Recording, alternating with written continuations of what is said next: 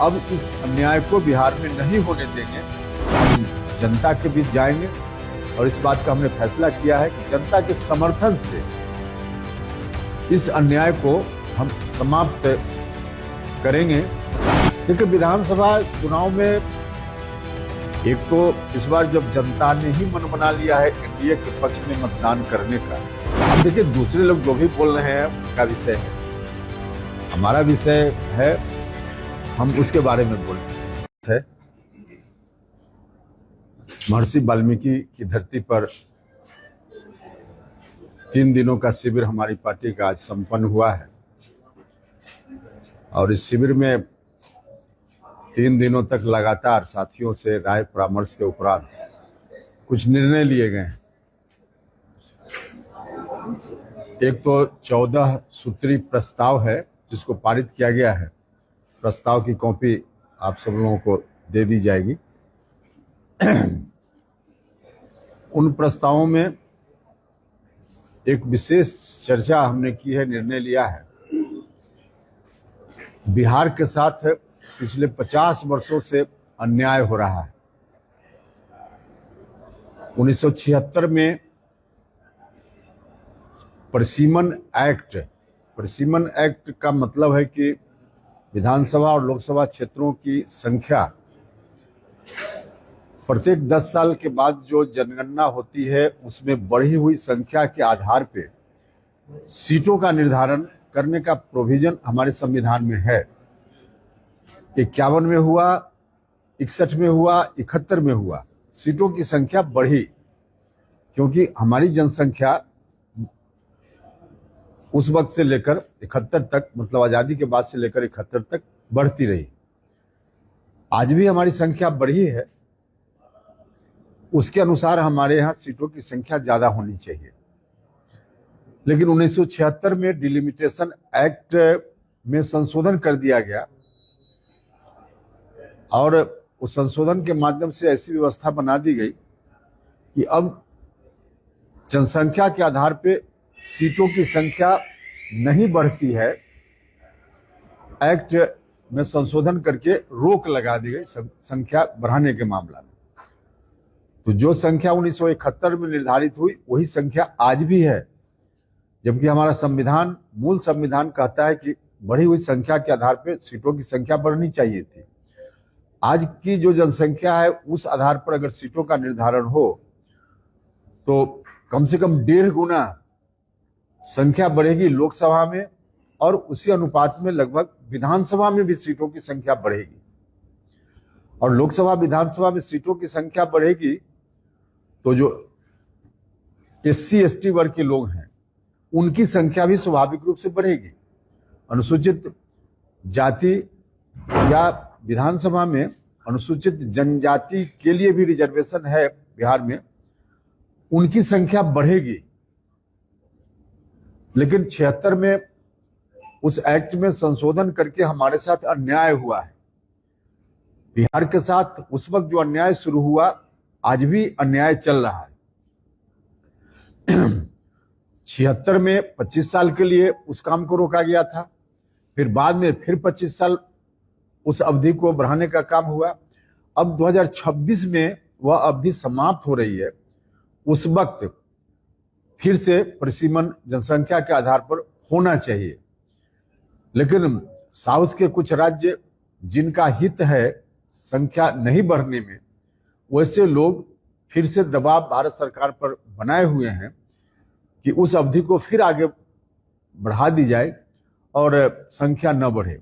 तो यह जो अन्याय हो रहा है बिहार के साथ, उस अन्याय के खिलाफ हमारी पार्टी मजबूती से लड़ेगी। इस अन्याय के खिलाफ हम सब लोगों ने कार्यक्रम भी तय किया है। हम अब इस अन्याय को बिहार में नहीं होने देंगे। किसी भी सूरत में 2026 में जो प्रस्तावित है परिसीमन का समय, 2026 में परिसीमन हो, इस बात के लिए हम जनता के बीच जाएंगे और इस बात का हमने फैसला किया है कि जनता के समर्थन से इस अन्याय को हम समाप्त करेंगे। यह जो अन्याय बिहार के साथ हो रहा है, इस दृष्टि से हमारा कार्यक्रम भी बना है। बिहार में अलग अलग हिस्सों में जनता को इन्वॉल्व करके हम बड़ा कार्यक्रम करेंगे, जिस कार्यक्रम की शुरुआत अभी 2 जगह तारीख तय हुई है। एक तो 25 मई को शाहाबाद के इलाका में और दूसरा कार्यक्रम मुजफ्फरपुर में 8 जून को। यह हमारा संवैधानिक अधिकार है परिसीमन, लेकिन इसको रोका गया है, तो इसलिए इस कार्यक्रम को हम लोगों ने नाम दिया है संवैधानिक अधिकार परिसीमन सुधार।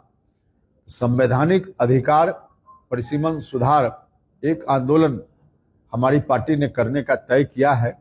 उसके हिसाब से कार्यक्रम भी तय हुआ है और इस कार्यक्रम को लेकर बिहार की जनता के बीच हम जाएंगे, गुलबंद करेंगे जनता को, और इस अन्याय को हम नहीं सहेंगे, बिहार नहीं सहेगा। इस बात के लिए हमने निर्णय लिया है पार्टी के इस कार्यक्रम में। और भी कई निर्णय हैं, उसको आप देख लीजिएगा, लेकिन मुख्य रूप से इस निर्णय को हमने लिया है। और गठबंधन में हम सब लोग प्रयास करेंगे कि बाकी राजनीतिक दल के जो लोग हैं उनसे भी हम बात करें और इसको हम आगे बढ़ाएं और बिहार के साथ हो रहे इस अन्याय को खत्म करके बिहार का हिस्सा हक दिलवाएं। 3 दिनों के शिविर में बिहार के तमाम जिला से लोग आए थे और सब लोगों ने अलग अलग मुद्दों पर अपनी राय दी है। तो उस राय के आधार पे एक तो हमारा यह जो कार्यक्रम है उस कार्यक्रम को हमने लिया है, फिर आवश्यकता अनुसार आगे भी कार्यक्रम बनाएंगे और जनता के बीच हम जाएंगे। यही मुख्य रूप से है।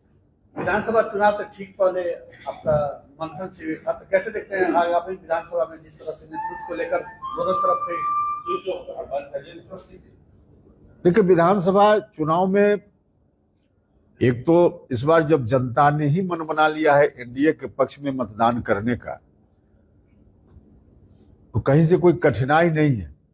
एनडीए निश्चित रूप से फिर जीतेगा, सरकार बनाएगा।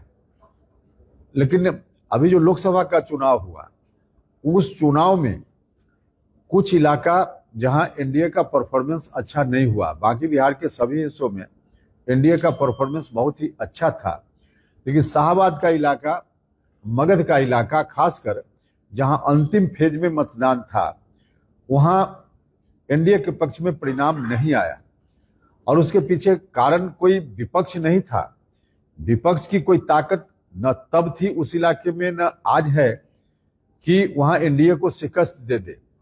लेकिन विपक्ष में ही कुछ लोगों ने हमारे प्रधानमंत्री जी की बात भी नहीं मानी, गृह मंत्री जी की बात भी नहीं मानी, भारतीय जनता पार्टी के राष्ट्रीय अध्यक्ष नड्डा साहब की बात भी नहीं मानी, उनके आदेश का भी उल्लंघन किया।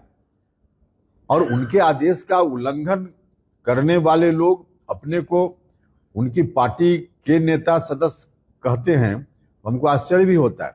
अब जो नरेंद्र मोदी जी की बात का उल्लंघन करे, जो गृह मंत्री जी के बात का उल्लंघन करे, वह भारतीय जनता पार्टी का सदस्य नहीं हो सकता है। लेकिन वैसे लोगों ने मौका दे दिया विपक्ष को,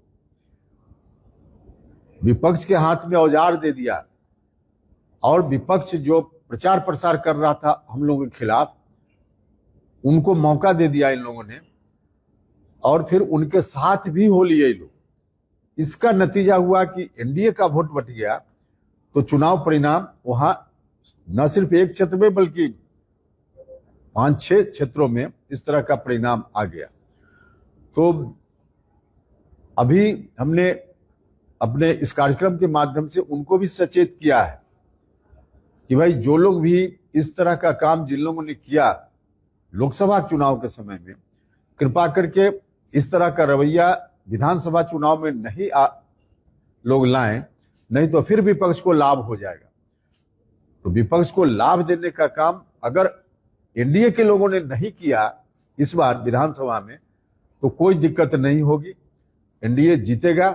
और विपक्ष जो हमारे साथ वाले लोग ही फिर से उसी तरह का रवैया अपना देंगे तो इसका नुकसान हो सकता है, हम यही मानते हैं। कितने सीटों पर दावा कर रहे हैं? क्या सीटों पर दावा जो कुछ भी हम करेंगे उसको जहां जिस टेबल पर बोलना होगा, जिस मोर्चा पर, वहां बात रखेंगे। यह जगह उपयुक्त नहीं है। लेकिन 2015 में जो जितनी सीटों पर पार्टी लड़ी थी, उस तरीके की 3 सीटें रहेंगी या उससे कम आगे? नहीं, उसमें कम होने और आगे होने की बात नहीं है। जो भी तय होगा हम बताएंगे। अभी उस पर बात करना बाकी है। जब तक बात नहीं होगी तब तक कैसे बताएं। मांझी जी 25 सीट मांग रहे हैं सर, उससे कम ज्यादा। मांझी जी कुछ, देखिए मांझी जी से तो आप लोगों के मित्र साथी ही, मीडिया के लोग ही कुछ कहकर उनसे कुछ कहवा लेते हैं, इसलिए इस तरह का स्टेटमेंट मांझी जी दे देते हैं। चिराग भी बोले हैं सर 40 से कम नहीं मानेंगे। अब देखिए, दूसरे लोग जो भी बोल रहे हैं उनका विषय है, हमारा विषय है, हम उसके बारे में बोलेंगे।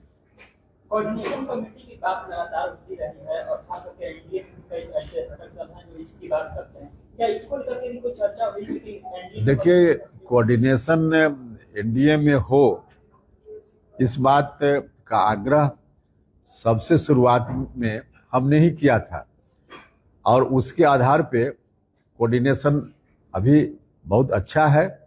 आप लोगों ने देखा भी होगा कि बिहार के सभी जिलों में एनडीए का सम्मेलन हुआ है, सभी पार्टी के लोगों ने मिलकर किया है।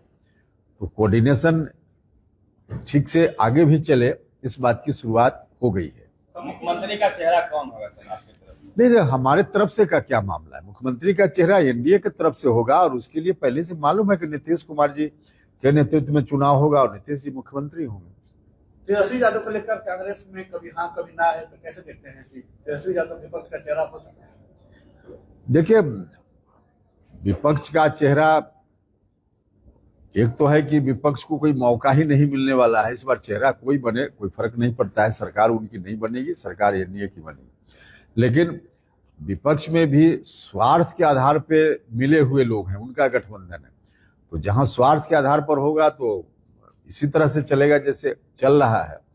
और वाकई मुख्यमंत्री पद की योग्यता, क्षमता, दक्षता, क्या लोगों के बीच जाकर मौका मिले तो काम करे, इसके लिए जनता का भरोसा, उस रूप में तेजस्वी जी का नाम नहीं आता है।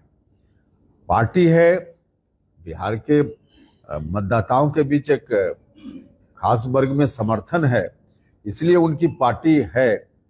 ताकत भी थोड़ी है, हम इससे इनकार नहीं करते हैं।